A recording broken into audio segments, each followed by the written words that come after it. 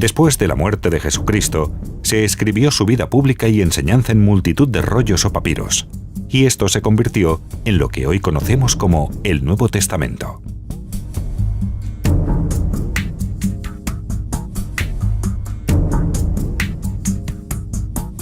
Hay que tener claro que a la hora de leer la Biblia, el Nuevo Testamento o la Tanaj, conocido como el Antiguo Testamento, no tenemos un compendio de historia perfecta que no tiene contradicciones ni errores.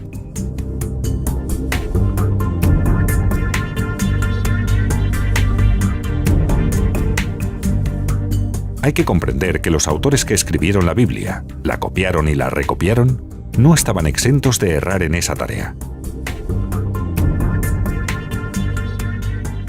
¿Por qué los cristianos no aceptan a Jesucristo?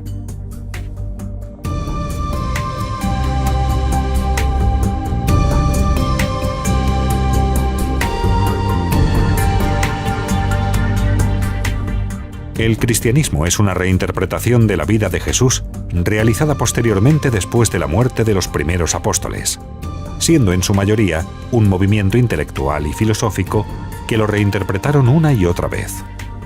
Pablo, cuando él murió y se empezaron a editar sus cartas y se perdió la memoria de lo que él había predicado oralmente y quedaron solo sus cartas, y además sus cartas manipuladas, quiero decir, editadas formando un escrito completo. Es la tendencia actual de la interpretación paulina y creo que se irá imponiendo poco a poco que la interpretación de Pablo por parte de esa escuela que surge con potencia 30 o 40 años después de su muerte, interpreta a Pablo de una manera no totalmente correcta. Fueron principalmente alrededor de 10 a 12 grupos diferentes, acabando estos en múltiples formas de cristianismo, pero fundamentalmente fueron 3. Uno judío, otro paulino y por último el gnóstico, para finalmente permanecer el cristianismo paulino, mal interpretado, por encontrarse en Roma y en connivencia con el emperador. Y que esa interpretación no correcta, que podemos explicitar inmediatamente, ha influido en una tradición interpretativa de 18 siglos hasta ahora, o más, o 19, y que ahora debe pensarse. ¿Y en qué? Fundamentalmente, ¿en qué interpretan a Pablo de una manera no correcta?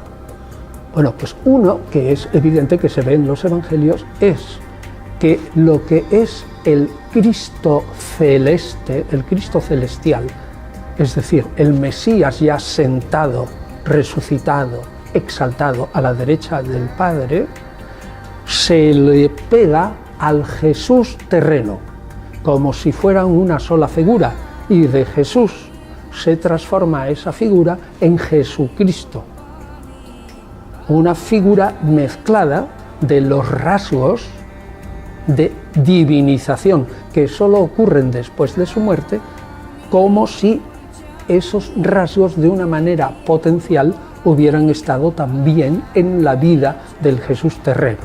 Sigue la línea de desjudaizar a Jesús, que eso lo hace Pablo. Pablo transforma el Mesías judío en un redentor universal. El Mesías judío, que era Jesús, que era muy nacionalista y solo para los judíos, Pablo lo presenta como un redentor universal. Esa línea sigue, ahí va bien. Pero interpretan erróneamente la doctrina de Pablo sobre la ley de Moisés. Según los discípulos de Pablo, toda la ley de Moisés, desde que vino el Mesías, ya no vale para salvarse. Y ese no es el pensamiento de Pablo. El pensamiento de Pablo es mucho más fino. Distingue entre la ley de Moisés, que es válida y eterna, la parte del decálogo fundamentalmente, la que regula las relaciones entre los hombres, y distingue otra parte, Pablo, que es la ley de la alianza de Dios con el pueblo judío. Y lo que dice el Pablo auténtico es: Los judíos que se conviertan a Jesús Mesías tienen que seguir cumpliendo la ley de Moisés completa, pero los paganos que se conviertan a Jesús Mesías, como siguen siendo paganos, no se transforman y ni deben transformarse en judíos, porque si no, Abraham no sería padre de numerosos pueblos. Como siguen siendo paganos, no tienen por qué cumplir esa parte de la ley que es solo para los judíos. Por tanto, no tienen que circuncidarse ni cumplir las normas de pureza ritual ni la ley de los alimentos. Pero nunca Pablo dijo que los judíos, una vez que creyeran en Cristo, estaban libres de la ley. Todo lo contrario, tenían que seguir siendo judíos. Y cualquier judío que se convirtiera a la fe en Jesús tenía que seguir siendo judío y cumpliendo la ley entera. Y cualquier pagano que se convirtiera a Jesús seguía siendo pagano y por lo tanto solo cumplía la ley esencial, válida y eterna, que es el Decálogo. El fracaso del judeo-cristianismo eliminado por Roma en todo el imperio era evidente y previsible, como también el cristianismo gnóstico por ser además muy intelectual, filosófico y difícil de interpretar con una mente helenista. Estos seguidores de Jesús constituyen una facción asamblea de Dios o iglesia muy distinta de los 12 apóstoles. Y se transforma en una religión absolutamente universal en la que la ley de Moisés, ¡pumba!, se murió y se acabó. Queda solamente, digamos, el Decálogo como ley natural. Ese no es el pensamiento de Pablo. Los discípulos de Pablo cambian a Pablo, y yo digo radicalmente sí. Y lo cambian en un aspecto muy importante porque liquidan totalmente la ley de Moisés, tanto para judíos como para paganos. Y ese no era el pensamiento de Pablo, con lo cual sale un cristianismo absolutamente universal, un cristianismo antijudío que a Pablo le hubiera puesto los pelos de punta. Reinventan el cristianismo después de la muerte de los últimos apóstoles y crean una iglesia universal, absorbiendo toda clase de ritos idolátricos de cualquier cultura, para adaptar y hacer fácilmente una transición de unos ritos a otros, haciendo un nuevo modelo de relectura del Antiguo Testamento que no se hace por los primeros seguidores de Jesús y que culmina con 3 estructuras mentales o modelos. El primero, promesa y cumplimiento. El segundo, sustitución de lo antiguo por lo nuevo. Y el tercero, modelo contraposición. Moisés dijo esto, Jesús dijo esto otro. De este modo se separan absolutamente de la secta judía cuando la teología del principio es judía. Con todo esto, no se puede afirmar que Pablo es el fundador del cristianismo, pero es el personaje que después de su muerte, e indirectamente la reinterpretación de su escuela, contribuye a su creación por malinterpretar sus escritos al no interpretarlos bajo la teología judía, sino bajo una mirada filosófica griega helenista y pagana. La teología cristiana se hizo fundamentalmente por varias teologías, restos del judeocristianismo, Evangelio de Mateo, Epístolas de Santiago, Judas y Apocalipsis, y después con el Evangelio de Juan. Las posteriores escuelas paulinas son las creadoras del Cristo celestial, todo uno con Dios y el Espíritu Santo. Esta reinterpretación se basa en que Jesús no escribió nada o no se conoce que lo hiciera. Se repiensa la naturaleza de Jesús y de la Iglesia, que acaba siendo muy distinta de los primeros 12 apóstoles, y la salvación acaba siendo muy distinta de lo que enseñaba Jesús. Todos los evangelios presentan ya a un Jesús reinterpretado. La teología lo único que hace es reinterpretar sobre la reinterpretación.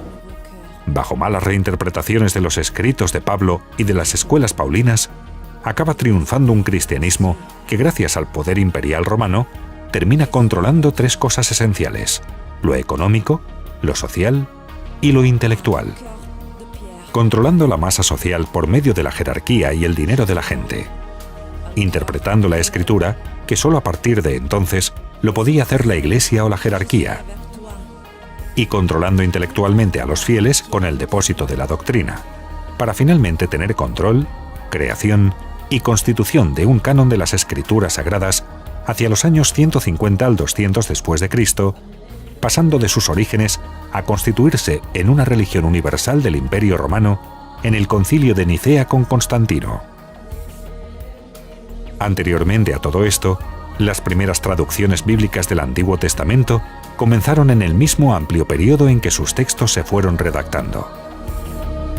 Los Targum en arameo y la Septuaginta, traducción al griego denominada Biblia de los 70 del siglo III a 2 a.C., y el texto masorético en hebreo, se realizaron de los textos originales que componen la Biblia hebrea del judaísmo, Antiguo Testamento para el cristianismo. Aunque la traducción al latín de San Jerónimo, denominada Vulgata en el año 382, fue la dominante en la cristiandad occidental hasta la Reforma Protestante en el siglo XVI y continuó siéndolo en el catolicismo hasta la edad contemporánea. Un error muy grave a consecuencia de las malas traducciones se puede observar en el arte. Si nos fijamos en el Moisés de Miguel Ángel, de su cabeza salen 2 cuernos que el autor quiso disimular añadiendo bucles a su cabellera. Esta cornamenta viene por un error de traducción de la Biblia. Del texto hebreo original en el libro del Éxodo, 34:29 al 35, se narra cómo Moisés consiguió las tablas con los mandamientos, y habla que su rostro emanaba rayos de luz. Sin embargo, San Jerónimo, en el año 400, lo tradujo al latín como «su rostro era cornudo» en su Vulgata. Llamada así esa traducción porque su misión era hacer llegar la Biblia a la mayor cantidad de gente posible, vulgarizándola al traducirla del hebreo al latín. Por un error de traducción, tenemos a Moisés representado por los artistas con un par de cuernos en su cabeza. Y todo porque la palabra hebrea, karán, puede significar tanto cuerno como rayo, y Jerónimo tradujo mal ese pasaje que fue corregido en el siglo XVIII. Las traducciones de la Biblia han sido numerosas. Traducida a 450 lenguas de forma completa y a más de 2000 de forma parcial, lo que convierte la Biblia en el libro o conjunto de libros más traducido de la historia. Las versiones tradicionales de la Biblia que usan católicos y protestantes han contenido y contienen errores de traducción, y esto se debe a que son traducciones que han quedado obsoletas, tanto en el lenguaje como en la lingüística usada en la traducción, según los manuscritos usados durante el siglo pasado. Además, en algunos casos, los traductores se han dejado influenciar por tradiciones. España tiene una historia rica en cuanto a la Biblia. Estuvo disponible en latín y por varios siglos, hasta en la lengua gótica. Cuando el idioma español empezó a desarrollarse, se tradujo la Biblia en romance o en español antiguo. La llamada Biblia alfonsina es una Biblia romanceada, es decir, una traducción de la Biblia al castellano del año 1280. Patrocinada por el rey Alfonso X, la llevó a cabo la Escuela de Traductores de Toledo, que tomó como punto de partida el texto latino de la Vulgata. La Vulgata es una traducción de la Biblia hebrea y griega al latín, realizada a finales del siglo IV, en el 382 d.C., por Jerónimo de Estridón. Fue encargada por el Papa Dámaso I 2 años antes de su muerte. La Vulgata sucumbió a los cambios inevitables, forjados por el error humano en el copiado incontable del texto en los monasterios a través de Europa. Desde sus días más tempranos, las lecturas del Vetus Latina fueron introducidas. Las notas marginales fueron interpoladas erróneamente en el texto y ninguna copia era igual a otra. En 1478 se instituyó la Inquisición española por los reyes católicos y se hizo un esfuerzo vigoroso de erradicar la Biblia castellana y los que la leían de España. Las copias de la Biblia fueron destruidas y los que la leían fueron perseguidos y hasta ejecutados. Solo permitían copias en latín o griego. La Iglesia católica y especialmente la española, que para el año 1500 tenía el poder político en España y las naciones conquistadas, nunca quiso que las escrituras estuvieran accesibles para el pueblo en el idioma castellano. No fue hasta el año 1556 que el protestante Francisco de Encinas, que habiendo realizado la primera traducción completa castellana, hizo posible el acceso al pueblo hispano. Con el dominio católico, era muy difícil introducir en España una traducción del Nuevo Testamento. Fue Julián Hernández el que logró introducir clandestinamente en España 2 toneles llenos de Nuevos Testamentos traducidos al castellano por el protestante Juan Pérez de Pineda, aunque costándole la vida, siendo quemado vivo en la estaca por la Santa Inquisición. Incluso para monjes y sacerdotes, les era difícil poder leer una copia del Nuevo Testamento en castellano. Reina Valera, también llamada Biblia de Casiodoro de Reina o Biblia del Oso, es también una de las primeras traducciones completas de la Biblia al castellano. Se basó en el texto masorético hebreo y tuvo siempre a mano la Biblia de Ferrara, la traducción del hebreo al judeo español usada por los judíos sefardíes para resolver las dudas. Y para la traducción del Nuevo Testamento, Reina Varela se basó en el Textus Receptus. Tenía a la vista las versiones de Juan Pérez de Pineda de 1556, Francisco de Encinas de 1543 y traducciones de Juan de Valdés. No obstante, reconoce que en su versión, mucho de lo traducido fue de su propio entendimiento. En otras palabras, es una elección textual ante las muchas variantes textuales existentes y una interpretación personal de lo que el texto debió significar teniendo en cuenta los teólogos de donde él procedía. En 1782, el Tribunal de la Inquisición falló que se podía traducir y publicar copias de la Biblia. Desde entonces, han aparecido varias traducciones, tanto católicas como protestantes.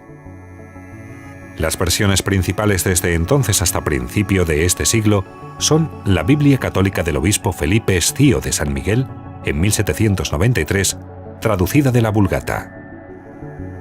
La Biblia del obispo de Astorga, Félix Torres Amat, en 1824, traducida de la Vulgata latina al español.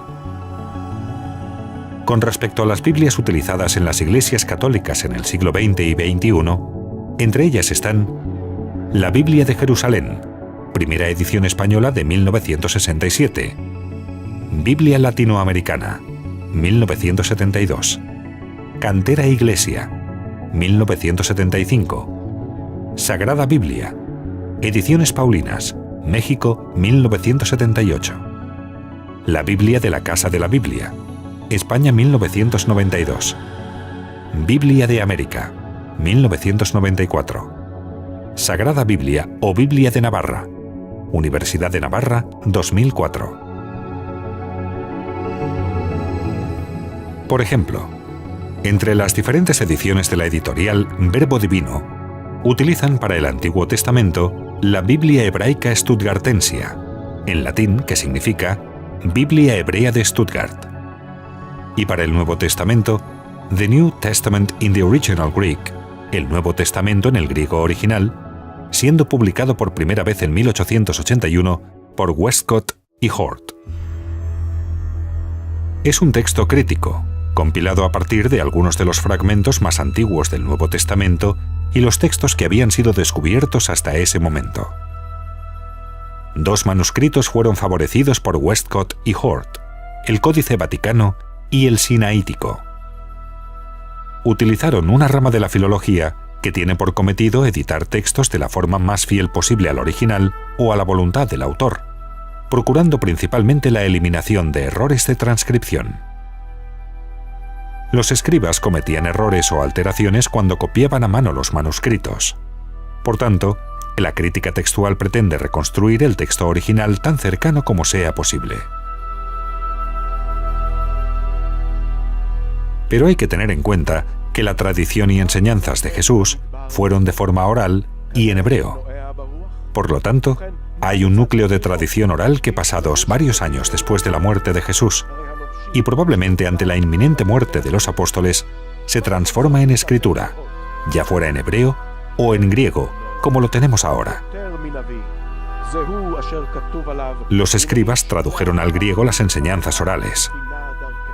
Según Papías, Mateo se escribió en hebreo, y Jerónimo, hablando de Pablo, afirma que alguna carta fue escrita en hebreo y posteriormente traducida al griego. Por eso, si no seguimos el contexto hebraico en la traducción, seguimos viendo reinterpretaciones helenistas sobre estas palabras griegas que se perpetúan en las actuales traducciones para apoyar teologías y dogmas. Cuando deberíamos preguntarnos, ¿qué contexto hebraico y judaico hay detrás de esta palabra escrita en griego? Puesto que la religión de Yeshua es el judaísmo. Por ejemplo, el Nuevo Testamento, la buena noticia, verbo divino, en Juan 1:1 leemos: ya al comienzo de todas las cosas existía el verbo, y el verbo estaba con Dios, y el verbo era Dios. Ya al principio estaba Él con Dios. Por Él empezaron a existir todas las cosas. En este texto, detrás de la palabra verbo está logos en griego. Pero, ¿qué palabra hebrea está detrás de logos según el contexto hebraico? Podemos ver que detrás de esta palabra hebrea está dabar, traducido al español como palabra. Ya que también leemos en Salmos 33:6, por la palabra, dabar, del Señor fueron hechos los cielos. ¿Por qué se traduce dabar, en español palabra, por verbo? Porque detrás de la palabra verbo está la palabra griega logos. Y detrás de logos o verbo está detrás toda una doctrina teológica y pensamientos helenistas de la preexistencia de Jesús antes de su nacimiento. Si interpretamos el texto griego del Nuevo Testamento correctamente, vemos lo que el texto realmente dice. Desde un principio era dabar, palabra de Elohim, y aquel dabar estaba siempre ante Elohim, y el dabar que ya existía era la expresión misma de Elohim. Este existía desde un principio ante Elohim. Todas las cosas por dabar fueron hechas, y sin ello, nada de lo que ha sido hecho fue hecho. Vamos a explicar esto bajo el correcto enfoque hebreo. Un midrash judío dice: desde el principio de la creación del mundo, el rey Mesías nació, porque él entró en la mente de Dios, incluso antes de que el mundo fuera creado. ¿Qué había antes del principio? Según la Torá, solo uno, Elohim, un solo Dios. Sin embargo, dentro de Elohim había planes que estaban allí desde la eternidad, en un estado sin tiempo, puesto que a partir de la creación de todo, empezó el tiempo. Todo lo que estaba dentro del Creador antes de la creación está fuera del tiempo, pero no como algo existente material, como nosotros lo entendemos, sino como parte de un pensamiento, un consejo, un plan o un proyecto. Ese plan maestro es la palabra, dabar. Esa palabra es la Torá, que el único eterno con su sabiduría infinita ha compuesto desde la eternidad en un estado fuera del tiempo. En Juan 1:11, verbo divino, leemos: y el verbo, dabar o palabra, o Yeshua, la Torá viviente, se hizo carne y habitó entre nosotros. La palabra, la Torá, el plan maestro, fue primero un pensamiento, después una palabra hablada, una palabra escrita y finalmente hecha carne. Estos conceptos judíos de que un mensajero, un malaj, un ángel, o en este caso Yeshua, que fue más grande que ningún otro al ser mensajero o palabra de Dios, se considera como la misma palabra de Dios o palabra viviente, y son perfectamente comprendidos dentro del mundo hebreo. Bajo este principio es que se considera a Yeshua como la Torá viviente o la palabra viviente. Pero la palabra viviente no fue un ser viviente desde el principio. La palabra no fue un hombre desde el principio. Como palabra, fue planificada desde el principio para llegar a ser un hombre. Yeshua fue una realidad eterna dentro del Padre. La persona de Yeshua no existió hasta que fue creado en el vientre de su madre. Pero desde la perspectiva de Dios, eterno, fuera de tiempo, Yeshua existía desde la eternidad y fue amado y vestido de gloria. Para Dios, el eterno, no existe ni futuro ni pasado. Por eso todos existen ante Él, tanto los que han muerto como los que todavía no han llegado a ser. Por eso viven Abraham, Isaac y Jacob ante el Eterno, a pesar de que ahora para nosotros estén muertos. por el hecho de que serán levantados de entre los muertos, están viviendo en el futuro, delante del Eterno. Entonces, bajo la comprensión hebrea y judía, no podemos afirmar que Yeshua, el Mesías, ya preexistía antes de nacer. En Jeremías 1:5 leemos: «Antes que yo te formara en el seno materno te conocí, y antes que nacieras te consagré, te puse por profeta a las naciones». El hecho de que un hombre haya sido escogido y apartado mucho antes de ser formado no significa que entonces estuvieran en un estado consciente. Ni el profeta Jeremías, ni el resto del pueblo judío pueden decir que tenían una preexistencia consciente mucho antes de ser engendrados. Sin embargo, ellos estaban en el interior del Eterno, en su plan eterno que ya existía antes de que el mundo fuera hecho. De la misma manera fue hecho con el Mesías, Yeshua. Así que, cuando Yeshua dice que una gloria le había sido dada y que había sido amado por el Padre ya antes de que el mundo existiera, no tiene que significar que él haya tenido una existencia material. Las Escrituras no enseñan que todo fue creado por el Mesías, sino en él y por medio de él. El Mesías no fue el que creó, sino el Eterno, y el Mesías no sería creado, engendrado hasta que su tiempo en el mundo hubiese venido. Y tenía que ser una persona normal para que en él y por él todos fuésemos salvados. En resumen, la Torá se desarrolló después de haber sido un pensamiento, para ser una palabra pronunciada por medio de la cual todo fue hecho y es sostenido. Luego, la palabra fue enviada por Dios como escritura y finalmente fue un ser viviente en el hombre Yeshua. Este hombre fue ungido para ser aquel Mesías que había sido creado para ser. Después de haber vencido en todas las pruebas y haber sido obediente hasta la muerte, fue levantado y deificado e investido de aquella inmortalidad y aquella gloria y divinidad que le habían sido reservadas desde la eternidad, desde antes de la existencia del tiempo.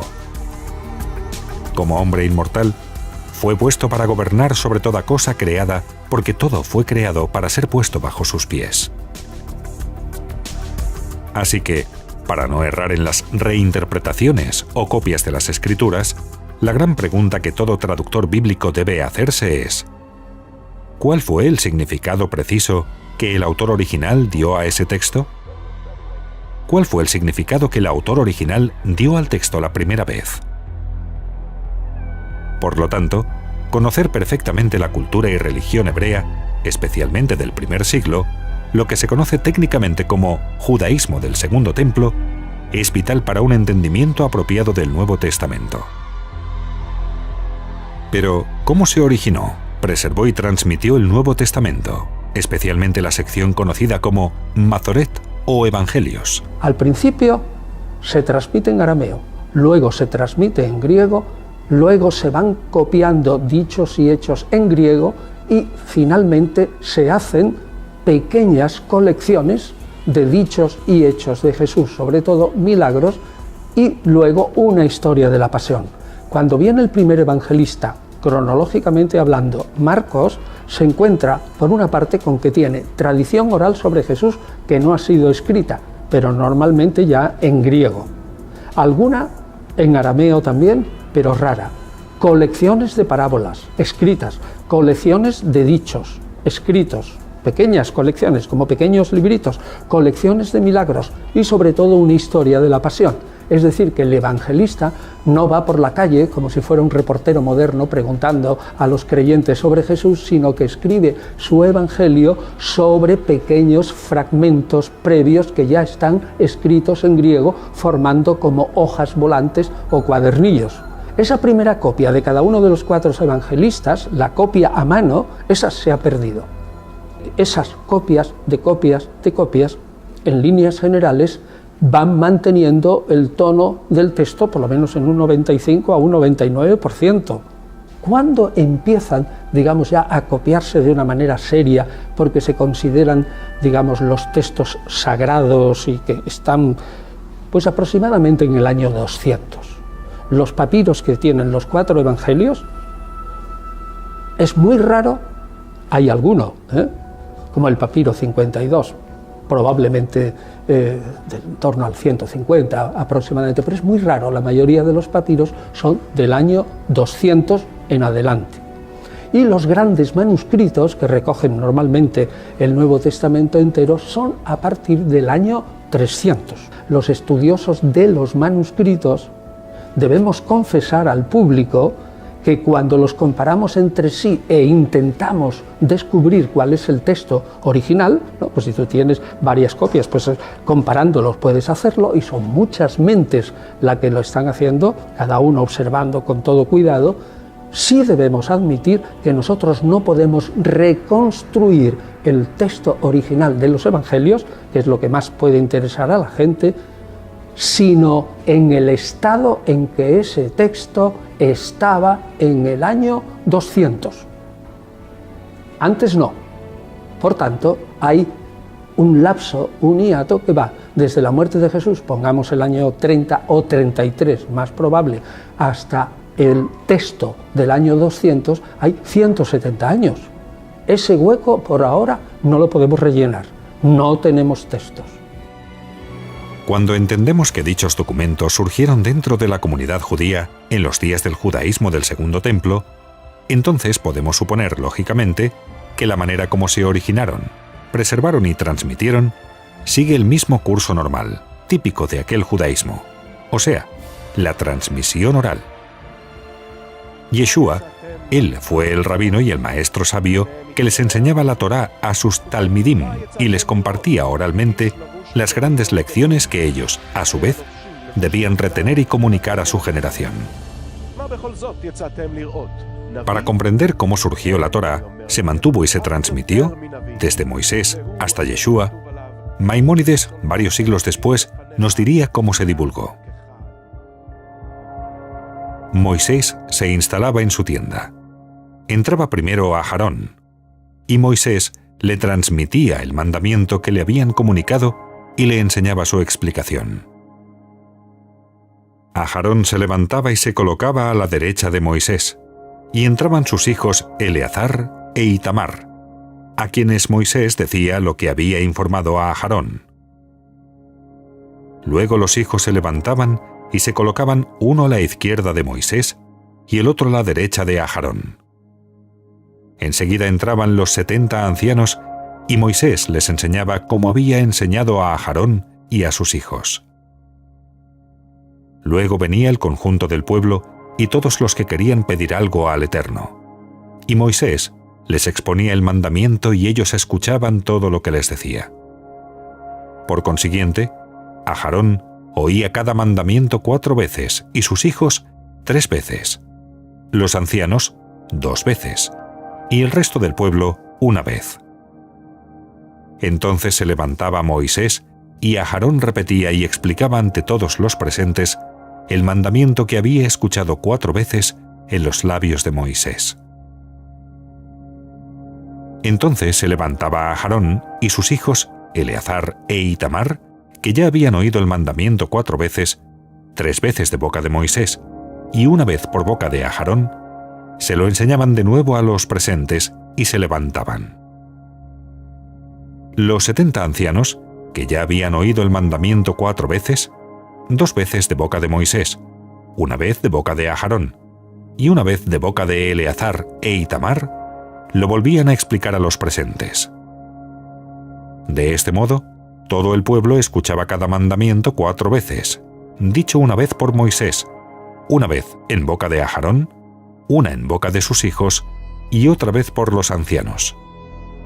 Y luego el pueblo se iba y se enseñaban unos a otros como habían oído de Moisés y escribían el mandamiento en un rollo. Los jefes del pueblo se desparramaban por todo Israel para enseñarlo e inculcarlo, hasta que todos se aprendían el texto del mandamiento y se acostumbraban a leerlo. Luego les enseñaban la explicación del mandamiento y aprendían la explicación por tradición oral.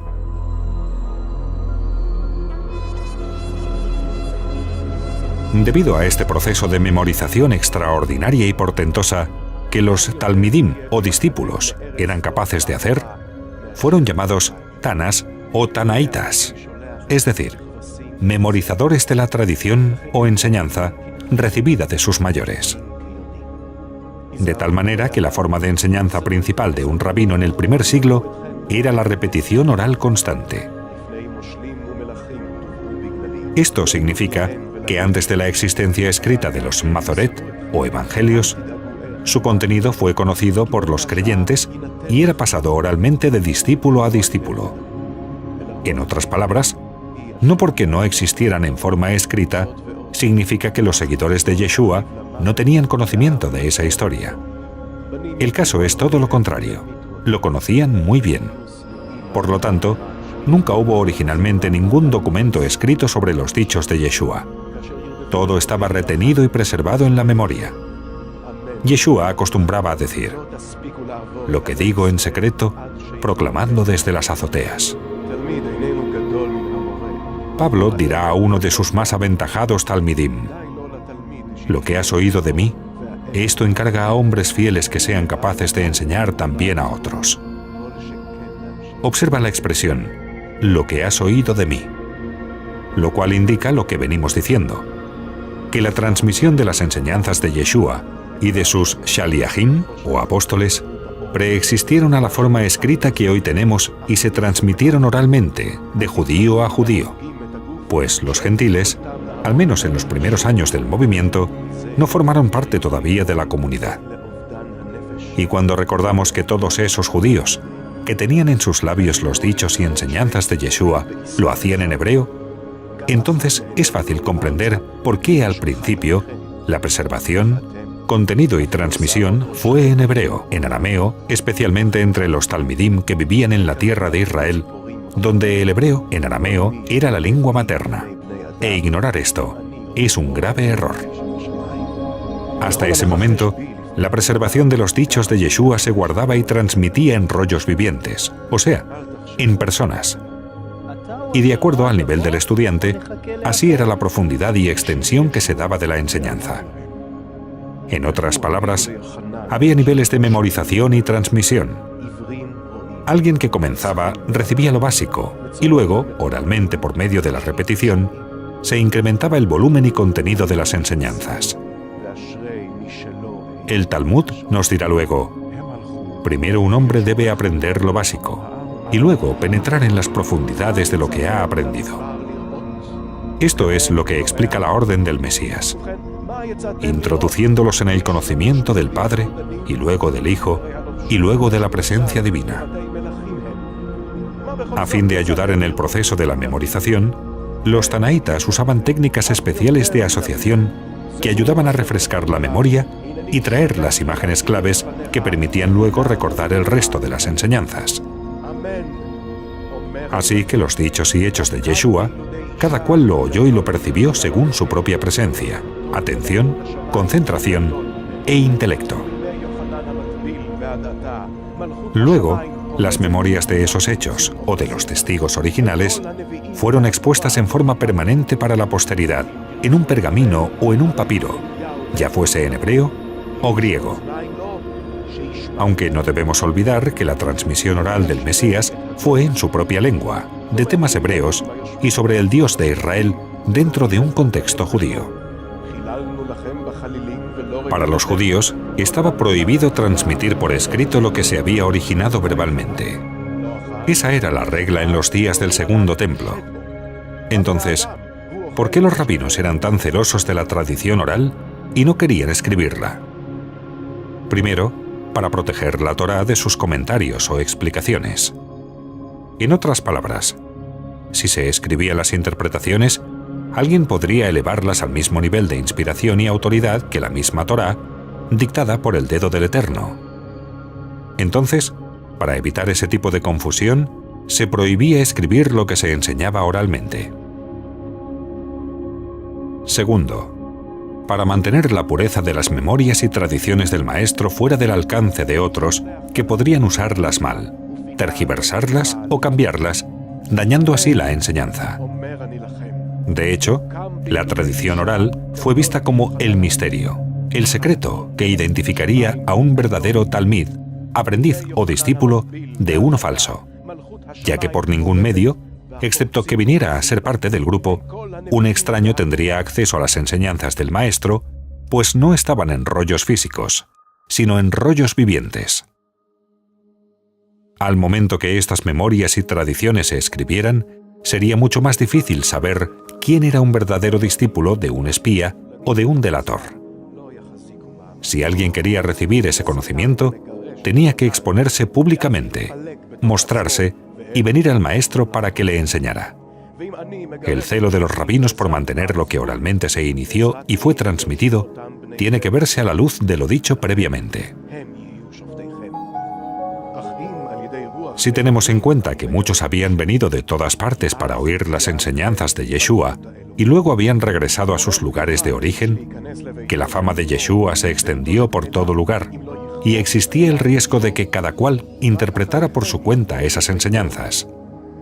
Si también tenemos en cuenta la inminencia del exilio que vendría y la responsabilidad de los apóstoles de ir a todas las naciones para buscar y traer de vuelta las ovejas perdidas de la casa de Israel, entonces es fácil comprender por qué en un momento determinado se tomó la decisión de escribir aquellas memorias.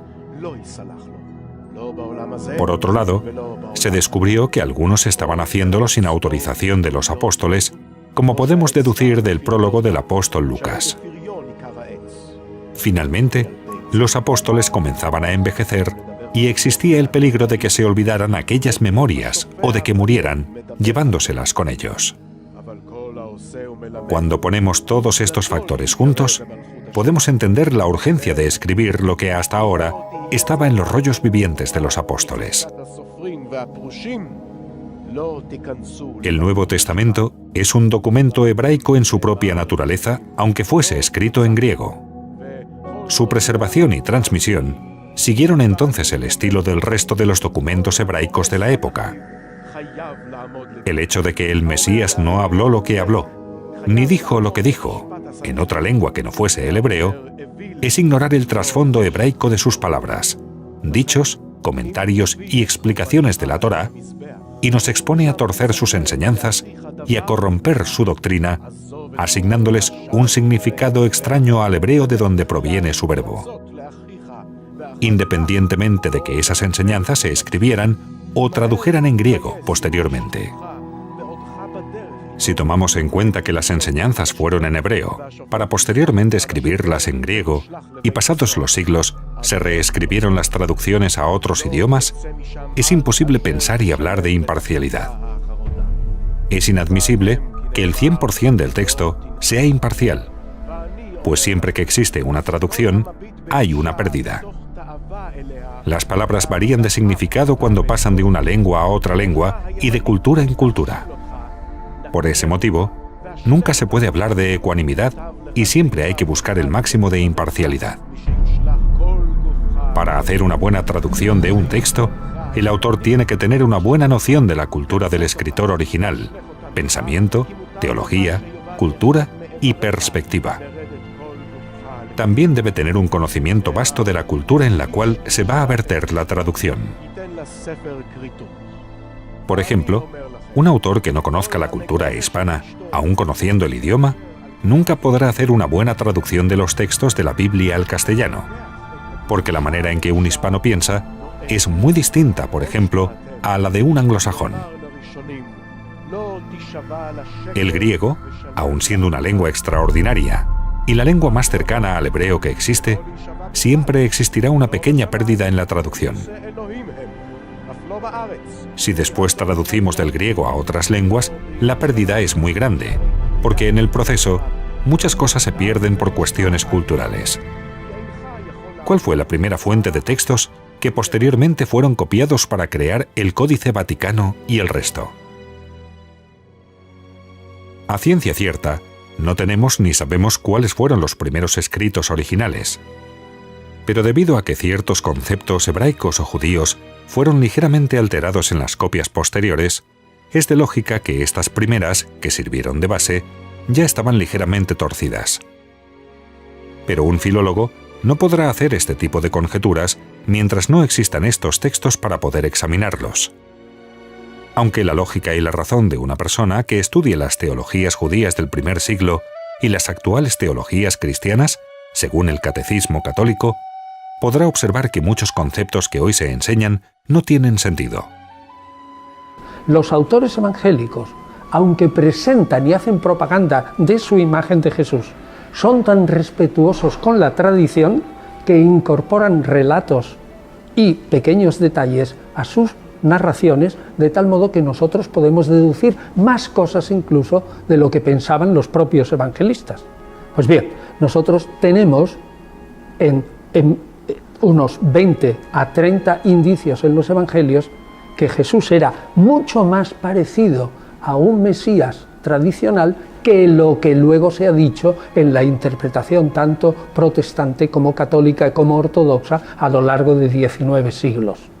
Es decir, que el Jesús manso, humilde de corazón, pacífico, Mesías apolítico, no guerrero, enemigo de la violencia, hoy día es cuestionada por la ciencia filológica y la ciencia histórica, porque los mismos evangelios te dan un montón de detalles, y digo un montón, entre 20 y 30, que nos pintan a un Jesús mucho más nacionalista, mucho más judío, mucho más implicado en la política de su tiempo, que tenía amigos entre sus discípulos que eran gente muy antirromana, que el mismo Jesús, y esto dice la interpretación actual, no dijo de ningún modo que había que pagar al César, sino todo lo contrario. Un judío pudiera admitir que una potencia extranjera iba a dominar sobre el reino de Dios, que es propiedad de Dios solo. Aunque tienen una explicación según la teología católica, aludiendo al nuevo pacto y desechando el antiguo. Razonamiento que tampoco tiene sentido, pues como la misma Iglesia Católica promulga, la palabra de Dios es eterna e inmutable. Por otro lado, el Códice Vaticano o el Textus Receptus, aunque son manuscritos de gran calidad, contienen textos y doctrinas insufladas en la traducción del mensaje oral hebraico que no expresa necesariamente el mensaje o lenguaje original del mensaje de Yeshua a los apóstoles. Fue el Textus Receptus, o Vulgata Latina, la que sirvió de base textual para la mayoría de las versiones que hoy se conocen del Nuevo Testamento en siglos pasados, y para los últimos siglos se utilizó el Códice Vaticano, el Códice Beza o el Sinaítico. Todos los autores cristianos utilizan estos códices, que muchos fieles, sacerdotes y obispos consideran inspirado por el Espíritu Santo al mismo nivel que el autor original. Todos como humanos cometemos errores, y el no aceptarlos según los mismos escritos es idolatría, pues solo Dios no comete errores. Aunque la pregunta que debemos hacernos es, ¿no debemos hacer una revisión constante a la luz de los nuevos descubrimientos arqueológicos bíblicos para de este modo tener una versión cada vez más perfecta y cercana al pensamiento del mensaje original, tan cercana como sea posible y tan entendible al punto de tener una mejor concepción y un mejor entendimiento? Muchos autores a lo largo de los últimos siglos intentaron hacer diferentes revisiones del Nuevo Testamento. Lo que a día de hoy existen aproximadamente más de 4.000 versiones distintas, traducidas en distintos idiomas del planeta. Hoy día, con los nuevos descubrimientos bíblicos arqueológicos, tenemos manuscritos más antiguos que los utilizados entonces, y debido a esto, toda versión que provenga de estos, por asociación, está fundamentada en textos secundarios, producto de diferentes versiones textuales tardías, y no expresan necesariamente la palabra final en la traducción bíblica. En casi todas las revisiones de los manuscritos griegos se ha pasado por alto, en todas las traducciones de la Biblia, el hecho de que existen evidencias más allá de cualquier duda razonable de que existe un estrato hebraico en el Nuevo Testamento que debe tenerse en cuenta a la hora de traducir seriamente cualquier versión, si es que buscamos acercarnos lo más posible al autor original. Aunque hay que decir que nunca lo vamos a lograr, porque no tenemos los textos originales que salieron de la mano de Pablo y de los otros autores. Por ese motivo, tenemos que trabajar en este proceso de revisión y restauración constantemente, con la mira de hacer la mejor traducción posible de la versión primaria, dejando de lado pensamientos que cualquier revisión es una herejía, sino que es una rectificación. La herejía sería perpetuar los errores del pasado cuando tenemos las herramientas necesarias para corregirlos en el tiempo presente.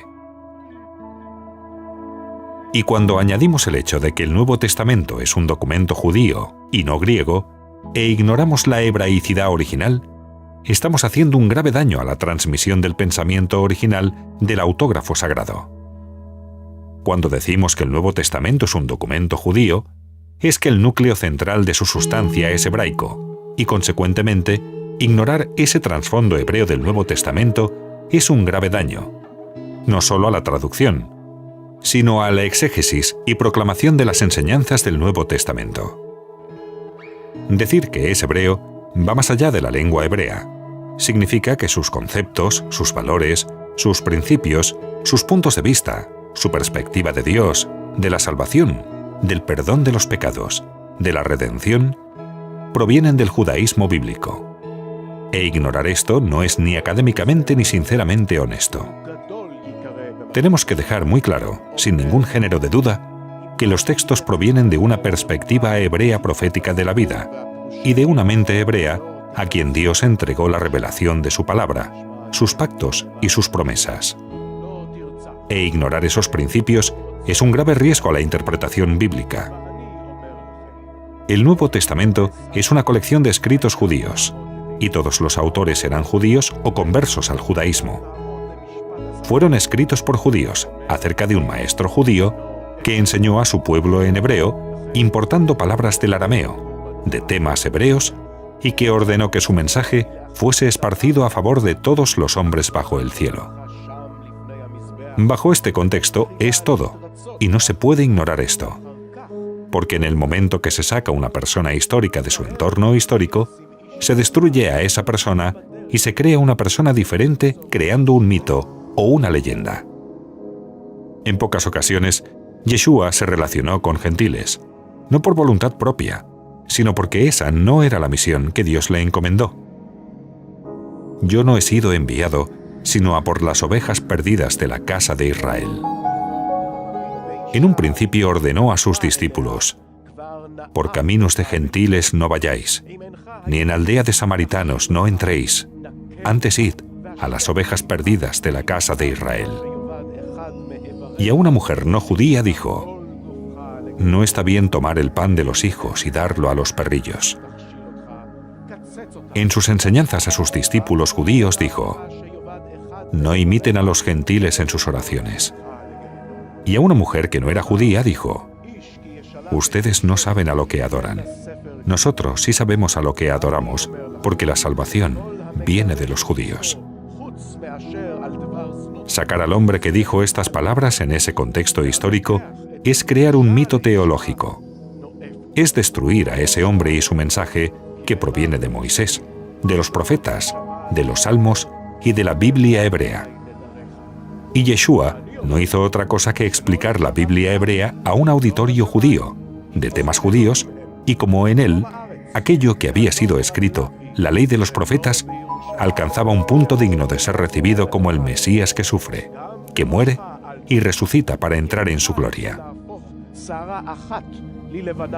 Cuando Jesús hablaba, no citaba a Pablo, no citaba a Pedro, ni como está escrito en la carta a los Corintios. Jesús sí citaba a Moisés, a David, a Isaías, a Daniel y a los profetas judíos. Ninguno de sus discípulos tiene autoridad para enseñar o escribir algo en contra de lo que Yeshua enseñó. Si Pablo contradice en alguna cosa a Yeshua, es una interpolación. Ninguno de los discípulos tiene autoridad ni puede contradecir las enseñanzas de Jesucristo. Y Yeshua no contradice a los profetas, ni a Moisés. Si así fuera, el canto final que cantarán los redimidos, el canto de Moisés y del Cordero, no tendría sentido.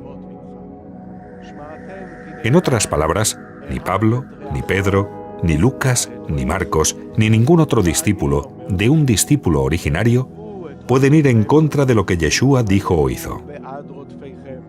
porque el mensaje que ellos transmitieron no era su mensaje, era el mensaje de Yeshua. Y el mensaje de Yeshua, o Jesús, no era su mensaje, era el mensaje que Dios mismo puso en su boca. Dijo el Maestro: las palabras que yo os hablo no son mías, son del Padre que me envió, cumpliendo al pie de la letra lo que fue dicho por medio de Moisés cuando habló de que un profeta que Dios iba a levantar en medio de Israel. Él hablará todo lo que yo ponga en su boca.